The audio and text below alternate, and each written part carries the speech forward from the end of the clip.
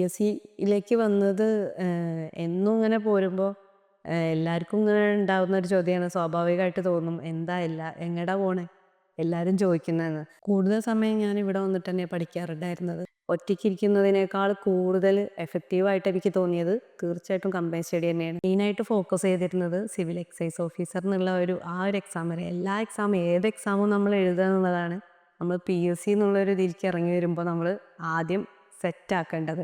Hi friends, എൻ്റെ പേര് ശ്രുതി. ഞാൻ വണ്ടൂർ തിരുവാലി എന്ന സ്ഥലത്തു നിന്നാണ് വരുന്നത്.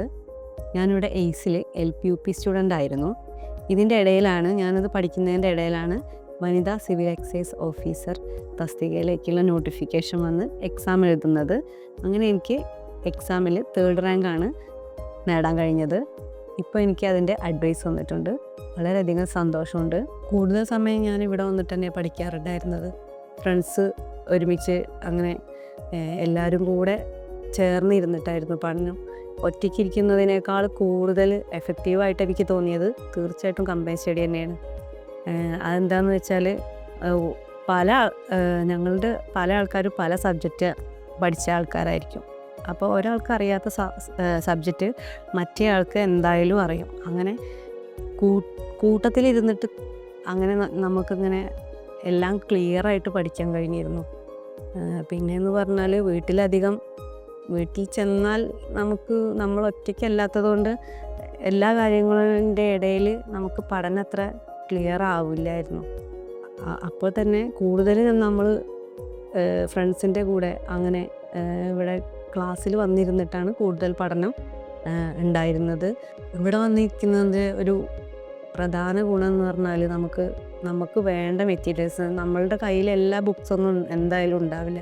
ഇപ്പോഴത്തെ എക്സാമിൻ്റെ രീതി എന്ന് പറഞ്ഞാൽ നമുക്ക് അത്രയും ഡീപ്പായിട്ട് ചോദിക്കുന്നു എന്നുള്ളതാണ്. ഒരു 3 ഓപ്ഷൻ കഴിഞ്ഞ് 4ാമത്തെ ഒരു ഓപ്ഷൻ നമുക്ക് കിട്ടണമെങ്കിൽ എന്താണോ നമ്മൾ പഠിക്കുന്നതെന്ന് വെച്ചാൽ അതിനെ കുറിച്ച് കൂടുതൽ നമുക്ക് അറിയേണ്ടി വരും. അപ്പോൾ എല്ലാ ബുക്സും നമ്മളുടെ കയ്യിലുണ്ടാവില്ല. അപ്പോൾ ഇവിടെ വന്നാൽ ഏത് ബുക്ക് വേണമെങ്കിലും നമുക്ക് ഇവിടുന്ന് ലൈബ്രറിയിൽ നിന്ന് അവൈലബിൾ ആയിരുന്നു. അതിന് ഏത് സമയത്ത് പോയി ചോദിച്ചാലും അവർ എടുത്തു തരും. പിന്നെ അങ്ങനെ ഏത് ബുക്ക് വേണമെങ്കിലും നമുക്ക് എടുക്കാമായിരുന്നു. അങ്ങനെ ഒരുപാട് അതുപോലെ തന്നെ രാവിലെ മുതൽ 6 മണി വരെ അവിടെ ഗേൾസിന് 6 മണി വരെയാണ് ഇവിടെ പറയുന്നത്. ഇനി അത് കൂടുതൽ ഇരുന്നാലും നമുക്ക് ബുദ്ധിമുട്ടും കാര്യങ്ങളൊന്നും ഉണ്ടായിട്ടില്ല. നമുക്ക് മികച്ചൊരു അനുഭവം തന്നെയായിരുന്നു റീഡിങ് ഫെസിലിറ്റി എന്ന് പറയുന്നത്. മെയിനായിട്ട് ഫോക്കസ് ചെയ്തിരുന്നത് സിവിൽ എക്സൈസ് ഓഫീസർ എന്നുള്ള ഒരു എക്സാം വരെ. എല്ലാ എക്സാമും ഏത് എക്സാമും നമ്മൾ എഴുതുക എന്നുള്ളതാണ് നമ്മൾ PSC എന്നുള്ളൊരു ഇതിലേക്ക് ഇറങ്ങി വരുമ്പോൾ നമ്മൾ ആദ്യം സെറ്റാക്കേണ്ടത്. അപ്പോൾ അങ്ങനെ ഞാൻ ജനറലായിട്ടെല്ലാം പഠിക്കുന്നതിൻ്റെ കൂട്ടത്തിൽ സ്പെഷ്യൽ ടോപ്പിക്ക് ജസ്റ്റ് ഞാനും എൻ്റെ ഫ്രണ്ടും കൂടെ ഇരുന്ന് കുറച്ച് നോക്കി. അപ്പോൾ പിന്നെ എക്സാം കഴിഞ്ഞതിന് ശേഷം പ്രതീക്ഷയൊന്നും ഉണ്ടായിരുന്നില്ല. അപ്പോൾ അതിൻ്റെ ഇടയിൽ തന്നെ ഇതേപോലെ ഒരുപാട് എക്സാമുകൾ വേറെ ഉണ്ടായിരുന്നു. എല്ലാ എക്സാമിനും പഠിക്കുമ്പോൾ നമ്മൾക്ക് അങ്ങനെ ഒരു എക്സാമിന് വേണ്ടി അങ്ങനെ ഫോക്കസ് ചെയ്തിരുന്ന് പഠിച്ചിട്ടില്ല.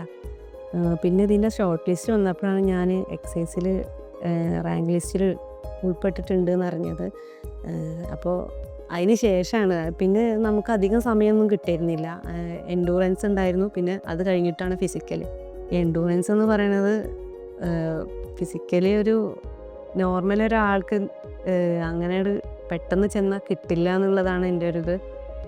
പക്ഷേ അത് ഒരുപാട് ബുദ്ധിമുട്ടിയിട്ടാണെങ്കിലും അത് കിട്ടി. അത് കഴിഞ്ഞിട്ടായിരുന്നു ഫിസിക്കൽ പിന്നെ എൻഡുറൻസ് കഴിഞ്ഞിട്ടായതുകൊണ്ട് പിന്നെ അത്ര തന്നെ ബുദ്ധിമുട്ടില്ല എന്നാണ് തോന്നുന്നത്. അതും അച്ചീവ് ചെയ്തു. അതിനുശേഷമാണ് റാങ്ക് ലിസ്റ്റ് വന്നത്. റാങ്ക് ലിസ്റ്റ് വന്നപ്പോൾ ഞാൻ 3rd റാങ്ക് ആയിരുന്നു. 3rd റാങ്കൊന്നും ഞാൻ പ്രതീക്ഷിച്ചിട്ടുണ്ടായിരുന്നില്ല. 3rd റാങ്ക് ആയതുകൊണ്ട് ഒരുപാട് സന്തോഷം.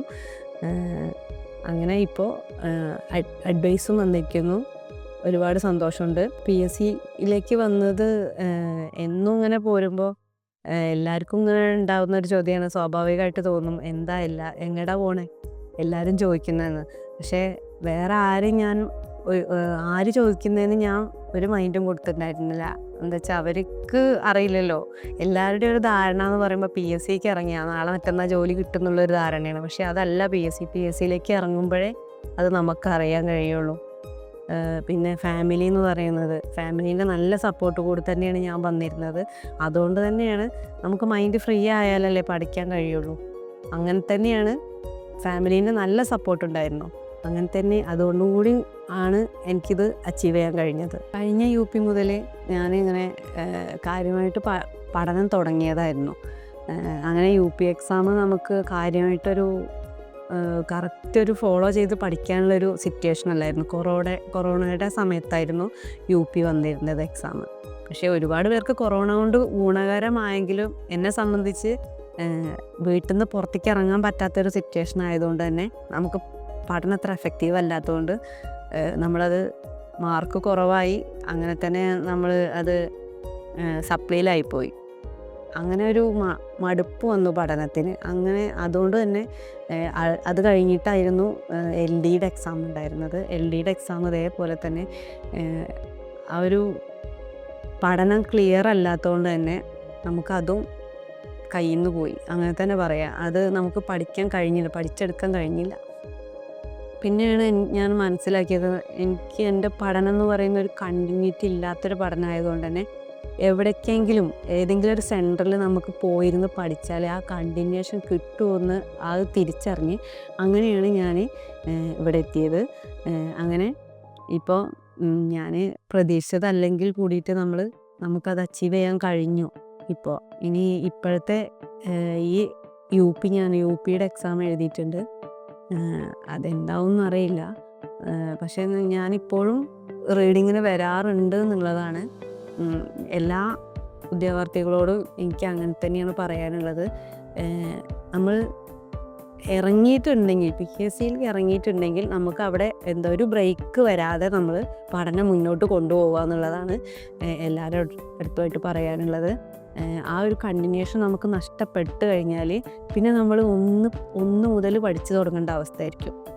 അത് നമുക്കറിയാം, PSCക്ക് വന്ന ഒരാൾക്ക് അറിയാതെ A to Z വരെ നമ്മൾ പഠിച്ചു കഴിഞ്ഞാൽ അതിൻ്റെ ഒരു കണ്ടിന്യൂഷൻ പോയി കഴിഞ്ഞാൽ പിന്നെയും നമ്മൾ A to Z അങ്ങനെ തുടങ്ങേണ്ടി വരും.